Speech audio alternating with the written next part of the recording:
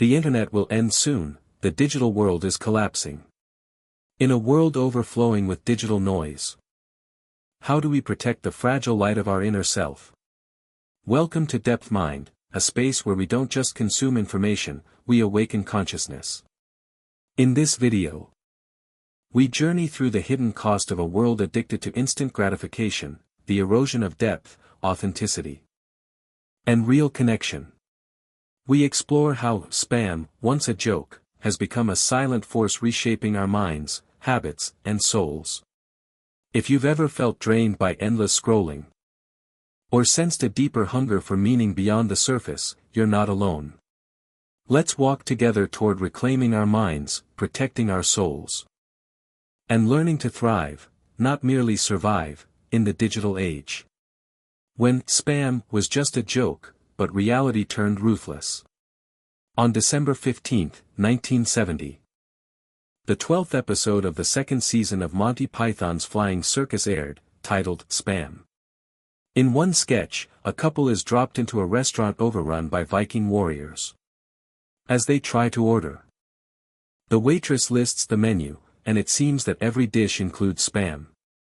Some dishes consist simply of spam with spam, and extra spam. When the woman requests a meal without spam, she is refused. And the Vikings start chanting, spam, spam, spam, until all other sounds are drowned in meaningless chaos. At the time, this sketch was merely a humorous commentary on excess and absurdity. No one could have foreseen that it would become a frighteningly prophetic image of the future of media and the internet.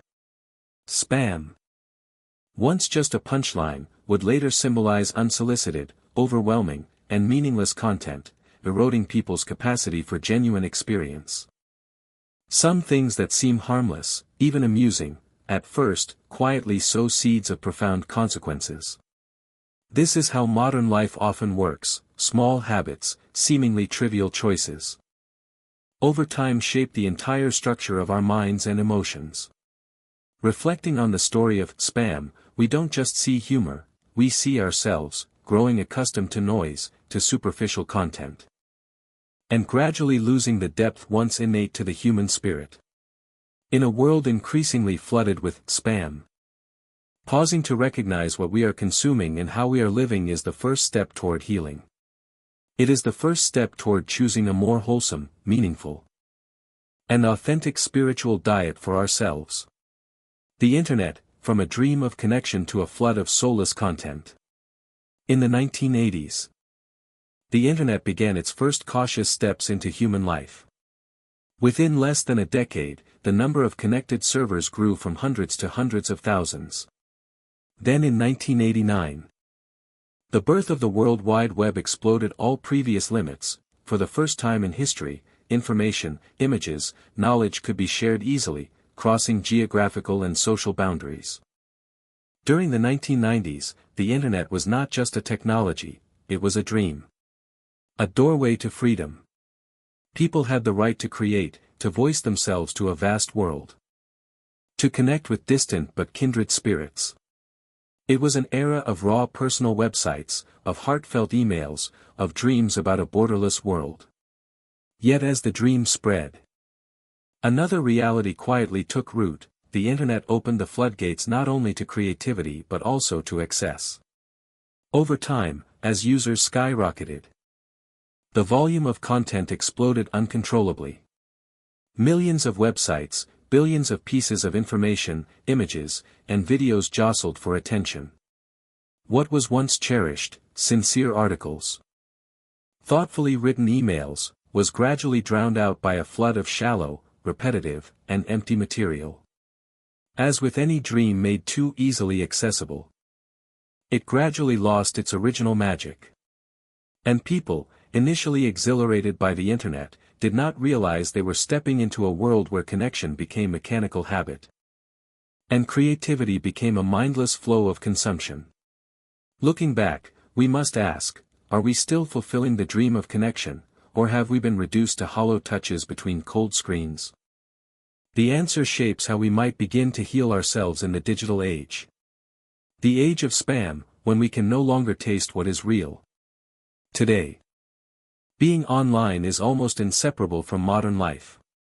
But few realize that, much like the Monty Python sketch long ago, today's internet has become a menu overwhelmed with spam-flavored dishes. Spam is no longer just about irritating promotional emails or random junk messages. Today, spam is a cultural condition, the flood of cheap content designed to snatch attention, videos, posts, and images engineered to trigger instant impulses but devoid of depth.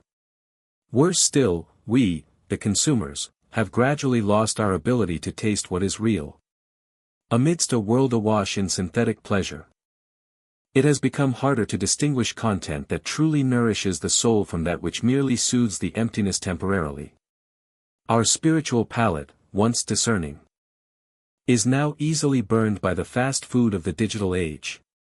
We seek immediate entertainment, losing patience for long-form writing, complex ideas, or deeply contemplative messages.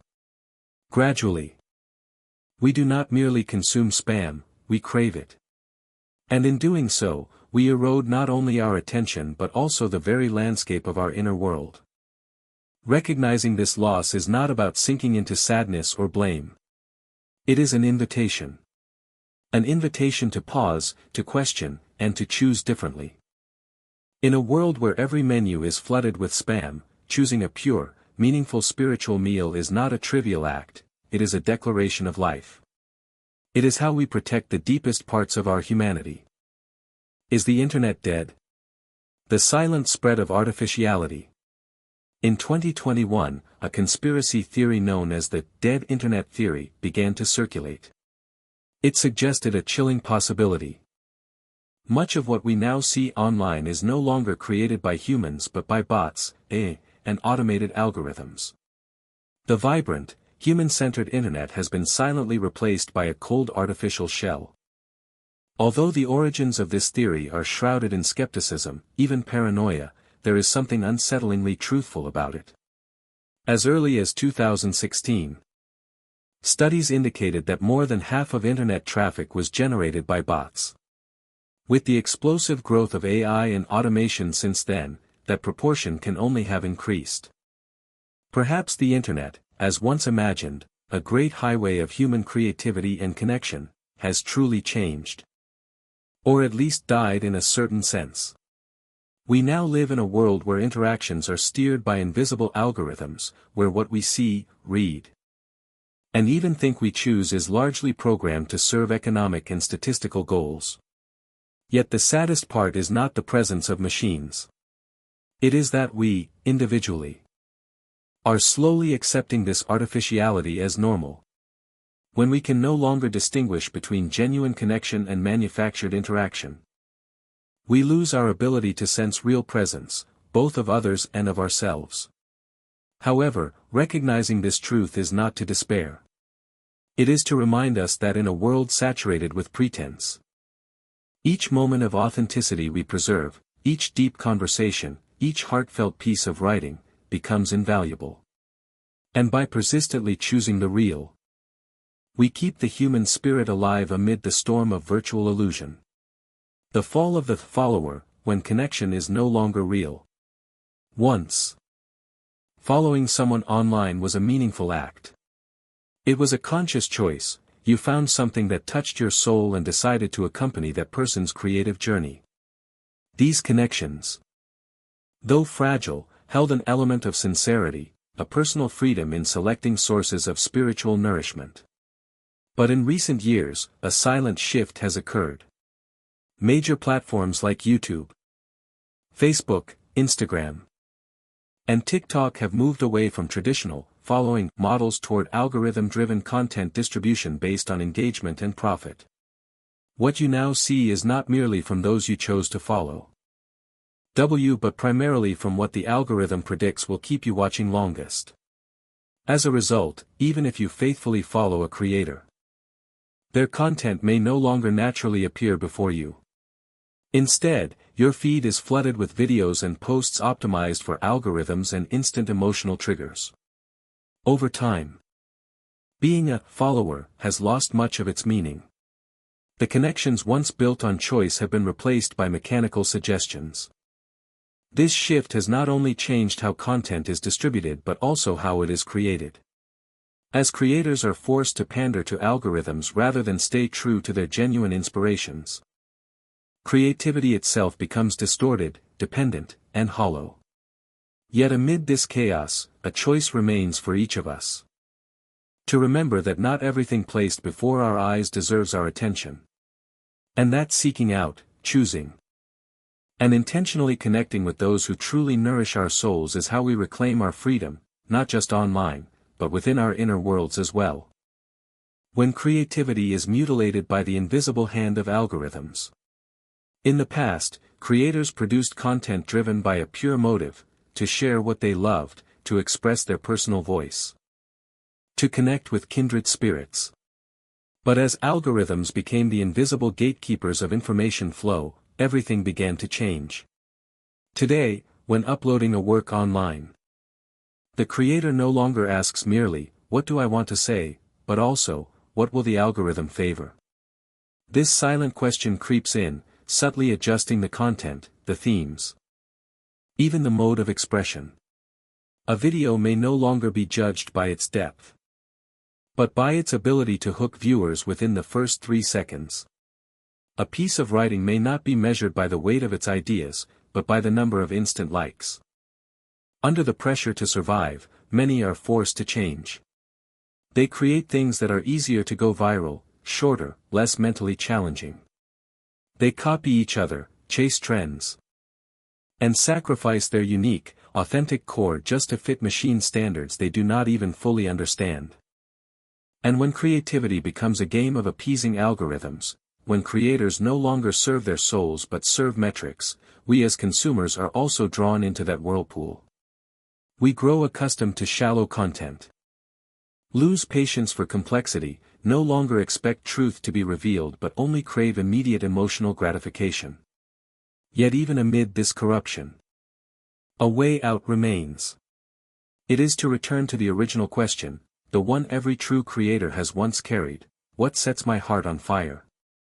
And for the listeners, the viewers, the readers, what truly makes me grow inside? In a world where creativity is manipulated and mutilated, keeping an intact heart and refined standards of choice is not merely a right, it is a sacred duty to the deep life within each of us. The race of artificial intelligence, and the disappearance of the human soul. Artificial intelligence was initially praised as a miraculous tool for expanding human potential. But over time, AI did not remain merely a support, it became an entity capable of generating content, communicating, and even determining the flow of information we consume each day.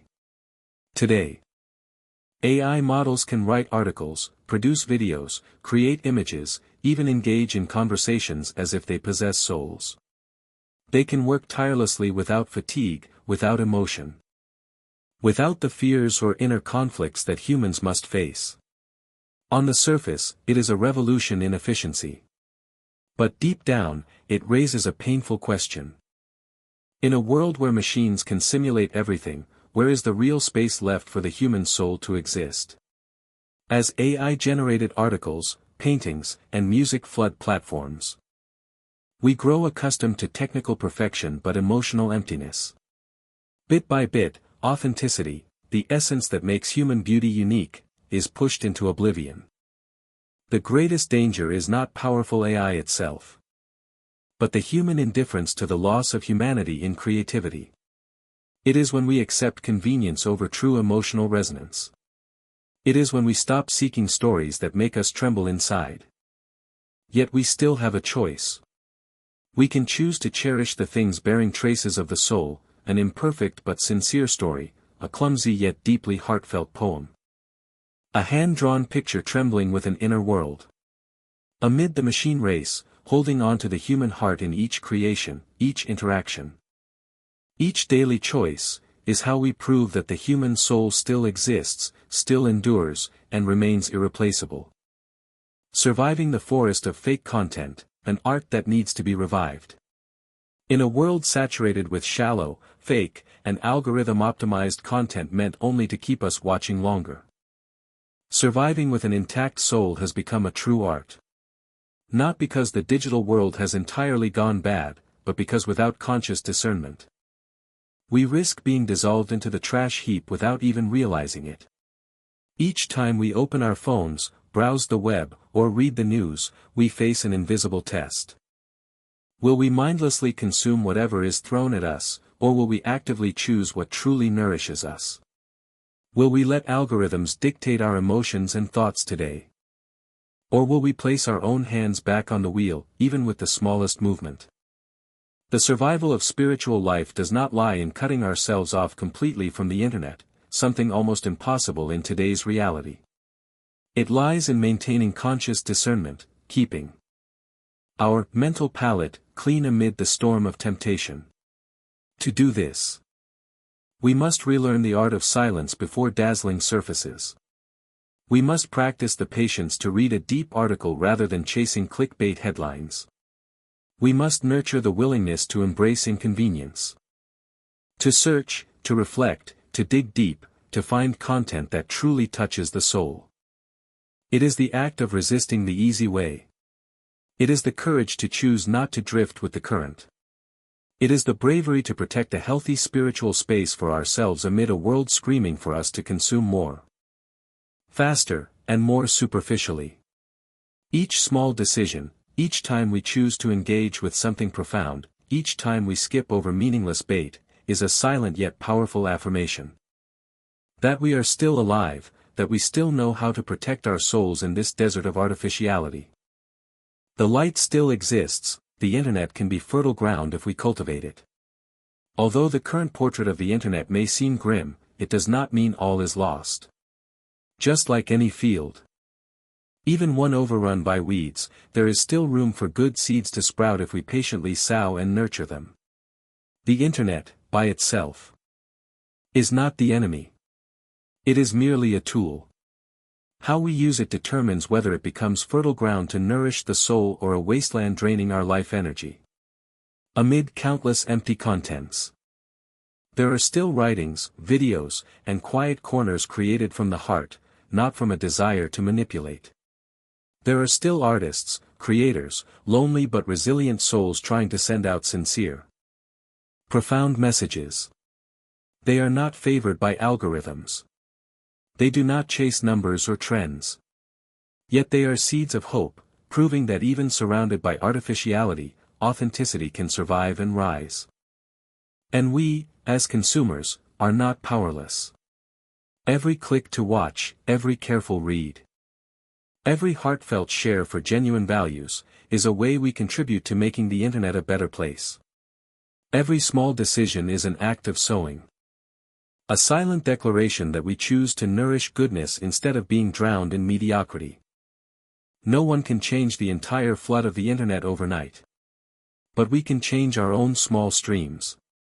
And when many small streams are lit and protected together, they will quietly create great rivers, bringing us back to what truly matters. To make the internet a place that nurtures the soul, one thing is most needed: mindfulness in every choice. And from that mindfulness, beauty will begin to be reborn, first within ourselves, then spreading across this vast world. When spam is more than an annoyance, it threatens our very existence. Many people think of spam as merely a minor nuisance, a few junk emails, a few intrusive ads. Nothing too serious. But if we look deeper, spam, along with the flood of fabricated content, is quietly causing far more profound damage. Spam erodes our ability to concentrate. Each time we are interrupted by meaningless information, our minds are pulled away from their natural state of focus. Over time, we lose the ability to think deeply, lose the patience needed to pursue long, complex ideas. Minds that were made to soar now only skim surfaces, reacting to stimuli instead of actively seeking meaning.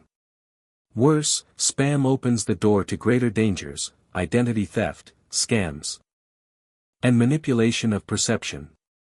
When harmless-seeming messages become gateways to invading private lives, our safety, trust, and even personal freedom are under threat. There is also a consequence few discuss: the erosion of genuine emotions. with each passing day spent exposed to hundreds or thousands of soulless content fragments. Our capacity to perceive sincerity and to be moved by depth slowly dulls. We become more indifferent, more accepting of artificiality, unconsciously tolerating a world increasingly divorced from authenticity. Understanding this, we can no longer see spam as merely surface-level noise. We realize that carefully choosing what we allow our minds to engage with is an act of protecting our inner life. It is a declaration that we are refuse to let our souls be eroded, day by day, by the trivial. Amid countless calls for consumption, the act of conscious selection, the courage to slow down, to think, and to feel deeply, is not just a personal choice. It is an act of preserving human dignity in an age of chaos. The internet is not the enemy, but how we consume it will shape the future. It's easy to blame the internet, for distracting us, for numbing our emotions, for distancing us from each other. But if we face the truth, the internet is simply a tool. It carries no inherent good or evil. It is how we use it, how we consume it daily, that truly shapes the world we live in. The internet can be a landfill of garbage, or a vast library of knowledge, art, and inspiration. The problem does not lie with the internet itself, but with how we choose to engage with it. And every choice, however small, carries decisive power. Are we nurturing depth within ourselves, or allowing our souls to be eroded? Every time we open our phones or laptops, we stand at a crossroads. One path is the easy one, consume anything without discernment.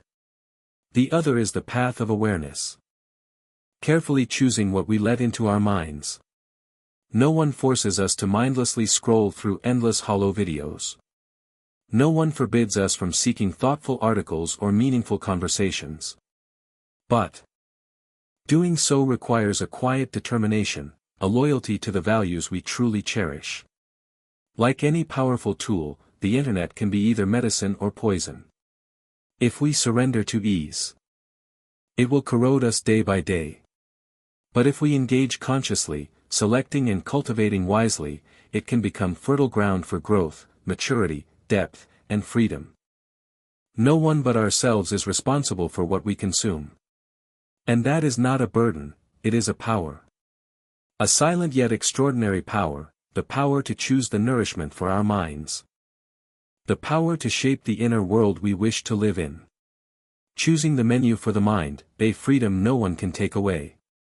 In the noisy torrent of the digital world, we cannot control everything that appears before our eyes. But we can always control what we choose to keep in our minds. And that act of choosing, simple yet profound, is a true freedom that no one can take from us. We cannot stop the internet from overflowing with meaningless content. But we can curate carefully, just as we choose food for our bodies. For just like physical food, the food we feed our minds either nurtures or poisons our inner worlds. Asking ourselves before engaging with any content, does this truly make me grow? Does this truly nourish my heart? Is not negative skepticism. It is an act of self-love. A way to protect the sacred space within us from unconscious erosion. Choosing a menu for the mind does not require extremism or total rejection. It is simply a practice of mindfulness, of refinement in each small choice. Reading a thoughtful article instead of scrolling aimlessly, watching an inspiring video instead of consuming anger or nonsense. Through these small decisions, we silently reclaim our inner freedom. And in a world where everything demands our attention, knowing how to choose is the highest form of love we can give ourselves. The true meaning, it's not about the internet improving, but about us growing. Many hope for a miracle, that the internet will somehow become better. That the digital world will spontaneously become cleaner and healthier over time. But the truth is, the internet will always mirror the collective nature of humanity, with all its beauty and all its chaos. Meaning is not found in the outside world changing. The true meaning lies in how we change within. When we grow, when we awaken, when we learn to choose what truly nourishes our souls, then no matter how chaotic the internet becomes, we can still find our own path. We don't need to wait for the internet to become better. Through each small action, each conscious consumption habit, we are recreating our own inner space. And from there, little by little, we also help plant seeds of mindfulness into the world around us. Maturity in the digital age is not about controlling everything. It is about mastering ourselves, with a clear heart and a soul not easily swayed. In a world flooded with trash, inner light is the one thing that cannot be replaced. When everything around us becomes noisy, easy, and fake, keeping a bright inner flame becomes the most courageous act. No one can do it for us. No algorithm can restore the depth we lose if we do not guard it ourselves. In a world where spam fills the menu of every day, we decide what we consume, what we allow to seep into our minds. And in each moment we choose to stay true to truth, depth, and silent kindness. We are doing something extraordinary. We are nurturing a light that cannot be replaced in a world increasingly extinguished by meaninglessness. We may not be able to change the great current, but we can change the flow within ourselves. And these small, silent streams, joining together, will one day become mighty rivers, reviving values the world thought were forgotten. True freedom begins here, daring to live truthfully, to think authentically, to choose meaningfully, even when everything around invites us to take the easy way. This path is not for the masses, it is a path for souls still willing to listen. The world will not stop because of a call to awaken. The internet will not magically become deeper because we wish it. But that has never been what mattered most. What matters is this. We have heard the silent call within ourselves, a call refusing to surrender to artificiality, a call urging us to live deeply, truthfully, and lovingly. This journey will not be easy. Amid a world intoxicated by ease, choosing to live awake is like swimming against a great river. But each stroke, each decision to choose nourishment over numbness, each pause to reflect instead of react, writes a different story for our lives. Few may see it. Few may applaud it. But true growth has never required the crowd's approval. It needs only a steadfast heart, a soul patient enough to quietly grow. And in the end, in this chaotic world, those who preserve their inner light are the ones truly free.